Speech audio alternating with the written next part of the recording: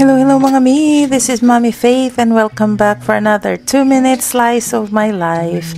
So for today's video, gagawa naman tayo ng banana bread. May mga 3 banana kami na bulok na.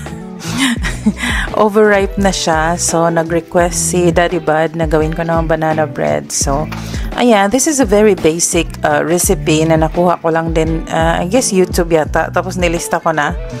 Would you believe na nag-asawa ako na hindi talaga ako marunong magluto?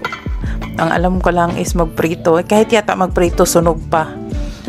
The first time, nakwento lang no, the first time I went abroad, I was 21 years old. Unang-una ko talagang binili sa sahod ko is rice cooker para ma-secure na hindi ako magutuman.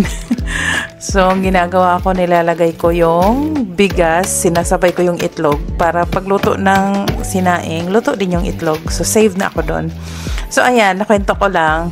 So, in my banana bread pala, gustong-gusto ni Daddy Bud na maglagay ng walnuts.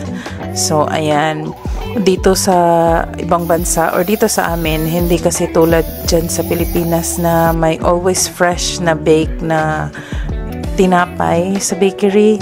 Dito meron but in a big store like Walmart. So hindi na talaga siya fresh. So I tried so hard na matutong mag-bake, kaya hindi na kami bumibili ng tinapay pa sa iba or sa tindahan. Ako na lang, harina na lang yung binibili. So, ayan, dami ko sat-sat, ano.